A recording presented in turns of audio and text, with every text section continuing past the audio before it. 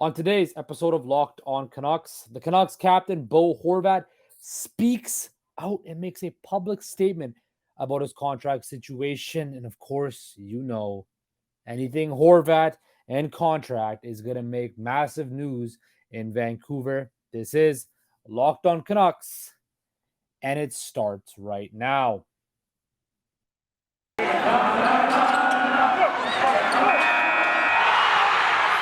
You're Locked On Canucks, your daily podcast on the Vancouver Canucks. Part of the Locked On Podcast Network, your team every day. What is up, everybody, and welcome to Locked On Canucks, the show that keeps you locked in on all things Vancouver Canucks. Of course, I am your host, Justin Pooney. You can find me on Twitter at Justin Pooney with an underscore at the end. That is Justin Pooney with an underscore at the end.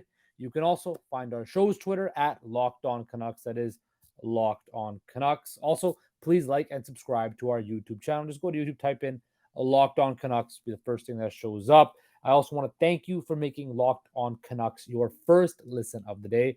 Of course, we are free and available wherever you get your podcast services. And guys, oh boy, what a day in the world of Vancouver Canucks hockey, in the city of Vancouver, because Bo Horvat made a statement through the Vancouver Canucks in a very Michael Jordan-esque. Remember Michael Jordan when he came back? Very simply put, through his agent David Falk and the Fame agency, just said, "I'm back." Well, in similar text formatting, Vancouver Canucks captain, I'll read it verbatim for you. Vancouver Canucks captain Bo Horvat released the following statement today. "I am focused on this season and playing for the Vancouver Canucks, helping the team in any way I can. I will not have any further comments this year about my future." And of course, we all know this is December the 13th. The 27-year-old captain did, after practice, speak with the media to further his comments. He did say, "At this point, it's not about me. I've always wanted to keep this confidential. I don't want to let this be a distraction. I feel bad for my teammates having to hear all about this in the media. It could be a distraction or it couldn't be. It depends on the person." This is Bruce Boudreau saying, "It depends on the person. I think Bo is going to play as hard as he can," head coach Bruce Boudreau did say. And of course, the Canucks captain is having a brilliant season, 20 goals in 28 games. Then we have Sportsnet Elliot Friedman, of course, continuing all those reports by saying it's not trending well. Rick Dollywell said on Monday, Horvat rejected the Canucks offer that I talked about yesterday. The Canucks, they made their best offer. And of course, the Canucks are 4 points out of a playoff spot right now, 12, 13, and 3 with 27 points. A lot to unpack here. First thing, yesterday I said, I think this is all being played through the media. This is just all a ploy. It's being, just trying to get, the best deal on both sides. And, the Canucks are saying, "Oh, we made our best deal. We're going to shop around and see what's out there." I still, after today, I still believe Bo Horvat will be a Vancouver Canuck. I do. I still think he, in his heart of hearts, wants to be in Vancouver. I think he wants to see this through and, be a Vancouver Canuck and be one of the main cogs to see his organization get back to where it was at. He's cut from the same, he was tutored under Henrik and Daniel Sedin, two guys, that played their entire career in Vancouver. He learned under them. He saw them every day. And he's mentioned that how much they've played a integral part in him being who he is. He talks about his time with Kevin Bieksa, a guy who was a Vancouver Canuck through and through. And he's probably heard about, the great, he kind of caught the last bit, he wasn't in Vancouver then, but, there were still pieces of those great Canucks teams that he got to, the Yannick Hansons, the Alex Burrows, the Bieksas, the Sedins. He still had, the Dan Hamhuses. He was still there, a young player under those guys that were a part of those great years. And I think him being the captain, him being the leader of this franchise, this is something that he wants to see through and through, and that he wants to be a Vancouver Canuck. I don't believe in all the stuff people are saying out there that, oh, Horvat doesn't want to be, he just might not want to be a Canuck anymore. He just might not want to play in Vancouver anymore. You know, he might do it Johnny Gaudreau, Matthew Tkachuk, and just want to leave and go somewhere else. Well, those two guys were different. Those two guys, especially in Calgary, were American-born players who had said that it was very difficult because of the COVID-19 pandemic to, have their family visit because they were in the States and with the COVID laws and all of that. Bo Horvat's Canadian. His family lives in Ontario. We saw his dad in Toronto getting all fired up. I don't think that's an issue. Just the way I see him, he's come from that same Trevor Linden cloth. I think a guy who's loyal and wants to be a part of this franchise. And he said that very much so, that he's always been about the Vancouver Canucks. He has great admiration, respect for this franchise that he wants to be around. But him putting this statement out there, what does that entail? Well, that entails one thing. He doesn't want to be asked these questions on a daily basis. I'm sure this is him and his agent, Pat Morris, have basically said, look, we don't want this to become a distraction the thing with the JT Miller stuff was a lot of the drama went on in the summertime, right? And he said the same thing too. I don't want to be asked about this. I don't want to, talk about it. And this is that. If I'm Bo Horvat, right, in this contract situation, I hold all the cards. I can have a great year, increase my value, and one way or another, you're going to have to sign. I mean, it's getting the longer Bo Horvat waits, the more money he makes and the more control he gets. The Canucks are losing control. That is why they're going through these leaks so they can regain control back. It's all a game of chicken. I've said this a million times with the JT Miller thing, and I was right about that. The Canucks were trying to play chicken in the media. Then JT Miller's agent got involved in the media, and it was all a game of chicken. And what happened? They end up finding a solution, and JT Miller has signed a new contract extension. He is in Vancouver and all of that stuff. And I think the same thing will happen to Bo Horvat. Like I said before, and I will say again, I believe a move will be made. There has to be a move made, whether that's a Brock Besser, maybe a Luke Shen, or something else to move money out to keep Bo Horvat and the other guys, Andrey Kuzmenko. And I'm going to touch on this after the break if we're going to talk about potential trades about Bo Horvat, because there might be some teams interested in stuff like that. The whole Andrey Kuzmenko thing, there's been this dialogue amongst media members in Vancouver that the Canucks should pump and dump Andrey Kuzmenko and get rid of him. And that's kind of pissing me off right now because they don't understand or think long-term.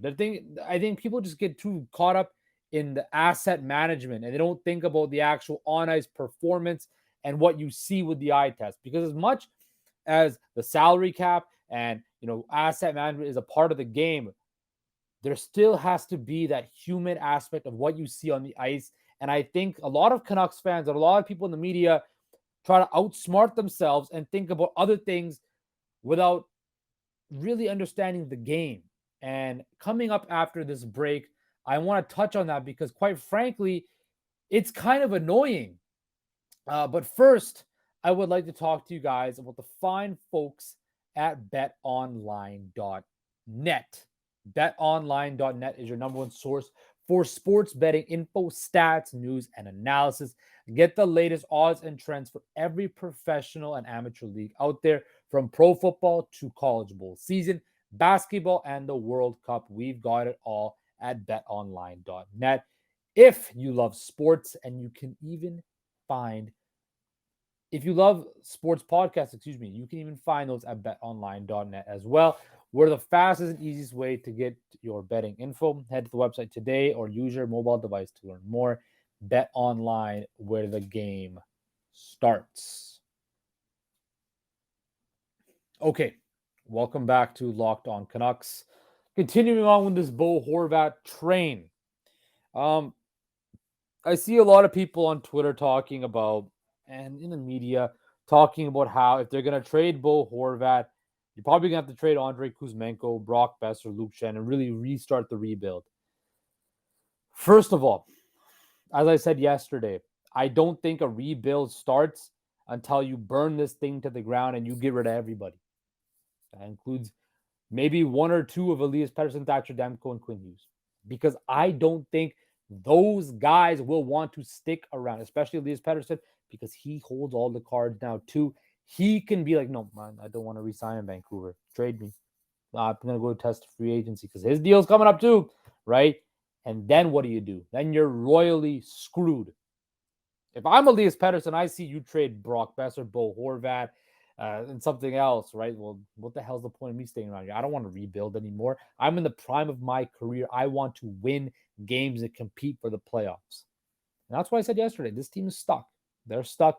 They have to go for it, whether you want to keep Bo Horvat or not. And I think deep down, everybody's heart of hearts with Bo Horvat and the Canucks, they all want to stay together because what else are you going to do? A guy that wins faceoffs and scores 30-plus goals. Those guys don't grow on trees. Yes, he's not a great shutdown center, of course. Well, those only come on us. They don't grow on trees, right? They're hard to come by. But a guy like Bo Horvat is hard to come by. But Andrey Kuzmenko, why the hell would the Canucks trade Andrey Kuzmenko? Tell me why. Because of salary cap constraints? I understand this Canucks are in salary cap, but that does not mean you get rid of good players to build your organization around.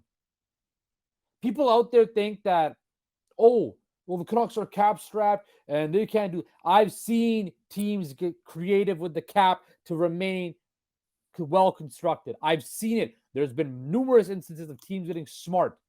The Canucks need to get smart and cap savvy to keep these young players, these good players in the system and in the organization. You do not sign Andrey Kuzmenko to an entry-level deal. You do not woo him and pitch him for 1 year or half a year and then ship him out of town. You people out there that think that's a smart idea are absolutely delusional.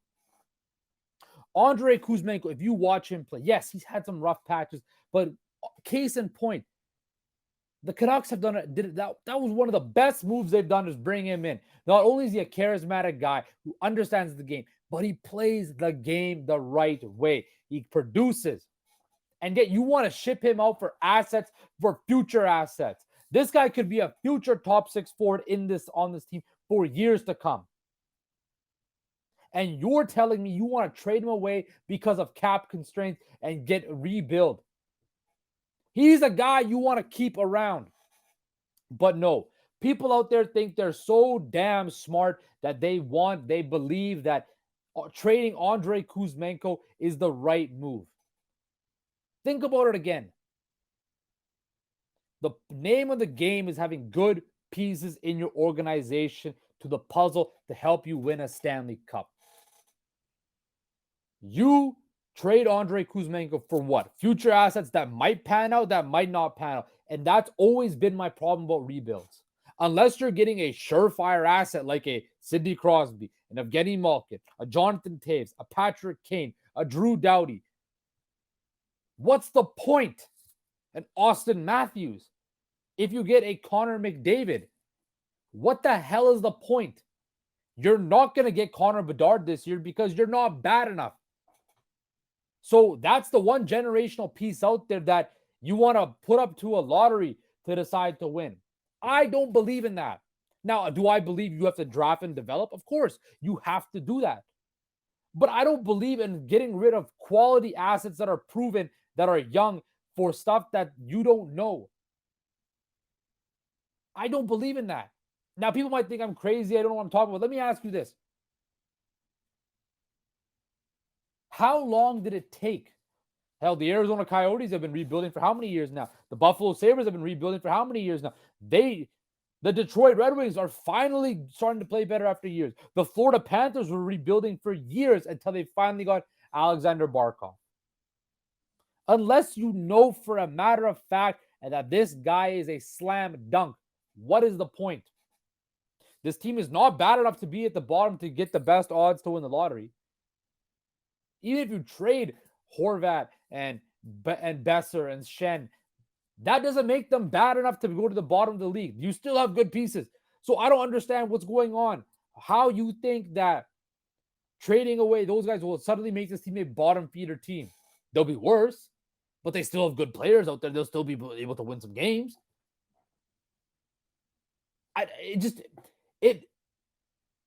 It's wild to me that people don't think. They think a rebuild might be the good thing to do, but it's such an uncertainty. The case in point, this might not be good. People think, well, because we've been doing this for 8 years, a rebuild is going to be the solution. Well, we don't know. Well, you don't know. Right? This team, if you want, all you people out there, like I said yesterday, if you want to do a rebuild, you're going to have to lose one of them, Demko, or you have to lose one of Hughes, or you have to lose one of Pedersen. And I think if you go in a rebuild, and Elias Pettersson, if I'm him, I don't want to stay here. I'm going to go somewhere else. Why would I want to stay here and go through this again? At least now I have pieces around me that I think we can win. Now it's up to the team to perform well, and they haven't done that. But the pieces are there for this team to be successful. There's a reason why people thought this team could make the playoffs going into this season. Now they got off to a shit start, but they played a lot better, right? They played plus 500 hockey. They're only 4 points out. The sky's not that. This might be the worst. And I think it has to do with the market that the Canucks play in. This might be the most difficult. The sky is falling and all of that, and this might be the worst start, most toxic start to a season I can remember. Again, last 2 years, the start to the season have been very difficult for the Canucks, not only on the ice, but off the ice, all the news and drama. They're 4 points out of a playoff spot. I'm not saying the St. Louis Blues are going to go from worst to first, right? But what I'm saying is, let's see what happens. Play this thing out. Let's see what happens come the deadline. If the bottom falls out by the deadline and they're way out of it, then okay, sell some assets, right? If they're in the playoff hunt, I don't believe Francesco Aquilini is going to let them sell assets. They're going to have to get creative. The Canucks are going to have to get creative if they want to keep these players, which I think they should do. And I don't think trading Andrey Kuzmenko is the right idea. Now, we're going to take one final break, and then I'm going to list a couple teams that, if this hypothetical Bo Horvat trade happens, who might be interested in. But first, I would like to say thank you for making Locked On Canucks your first listen today. For your second listen today, check out Locked On Sports Today. From the games that matter the most to the biggest stories in sports, go beyond the scoreboard and behind the scenes with local experts and insights only Locked On can provide. Locked On Sports Today, available on this app, YouTube, and wherever you get your podcasts. Okay. Final segment of the show, Locked On Canucks. Continuing on with this Bo Horvat talk, we talked about his statement. I kind of went on about how people don't think about a rebuild and trading players and why they wanted to trade Andrey Kuzmenko. Now, I'm going to talk about, I really need this game to start tomorrow. Tomorrow's episode will be a game preview, and hopefully we can forget about all this nonsense. But I want to talk to you guys about teams that might be interested in Bo Horvat. The Canucks might be fielding calls. Number one, the Philadelphia Flyers. The Flyers, of course, need a top center. They have Travis Konechny, who is Horvat's cousin, Ivan Provorov, who, Provorov is on the block, allegedly. So we'll see what happens. Would Horvat want to sign long-term? Because I think if you're going to trade him, it's going to have to be in the clause or something like that, unless they both decide it's going to be a pure rental. They're going to have to try to be a contract talk with teams that are interested in Bo Horvat. The next is the Colorado Avalanche, a team that's had their eyes on Bo Horvat for a while. And Horvat would love to probably sign with them long-term. He could have line mates like Landeskog, Nichushkin. Who would they have to, if you could pry a Bowen Byram out, that would be, a very good, nice return. I don't think it would have to be Bowen Byram plus something else if that's going to make work. But then just Colorado have the cap space to sign Horvat long term. When I look at their cap friendly right now, pull it up right now. So currently, the oh Lord. Let's take a look here at the Colorado Avalanche cap. So currently they have $5 million in cap space. So they could acquire the Bo Horvat contract, but when I look forward to their thing, they're pretty, they got the Mikko Rantanen, and they have Nathan McKinnon, whose new $12.6 million extension kicks in after this season. Then you got Cale Makar making $9 million. Then you got depth guys too. Nichushkin's making 6.125, or Troy Lekkonen's making 4.5. There's gonna be some pieces there that you gotta worry about right now. Pavel Francouz is making $2 million in net. Devon Taves making 4.1. Samuel Girard's making $5 million. Eric Johnson is a UFA at the end of this year. Gabriel Landeskog, yes, he is on LTIR right now, but he's got a $7 million hit. So can they afford him? I forgot to mention Josh Manson, who's also an injured reserve. Can they have Bowen Byram if they decide to keep him, or whatever? He's RFA. So I got to ask, does Colorado have enough money to sign Bo Horvat long term? And if not, will he be a pure rental? And then you got the Florida Panthers, who might be interested, who could be exactly what they need.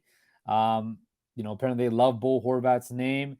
Aaron Ekblad, would he be a potential chip? He's making $7.5 million, and there's 2 more years left on that deal. That might not work kind of cap-wise. The Columbus Blue Jackets, right? Patrick Laine, Johnny Gaudreau. Could you get a Cole Sillinger or Kent Johnson back? How does that work out? So basically what I'm trying to say is, I don't know who the hell is going to get Bo Horvat. I don't know if the teams that are interested are going to be able to sign him long term. And how does that affect the return, because he's just going to be a rental. So we'll see what happens. I want to thank you for making Locked On Canucks your first listen of the day. Tomorrow, thankfully, the Canucks are back in action against the Calgary Flames. So we'll be able to break down the game. But yes, the last couple days have been very heavy on the news. But like I said, thank you for making Locked On Canucks your first listen of the day. For your next listen, check out Locked On Sports Today podcast, the biggest stories of the day, plus instant reaction, big game recaps, and the take of the day. Available on the Odyssey app, YouTube, and wherever you get your podcast services. Guys, take care. Stay safe. And I'll talk to you all tomorrow.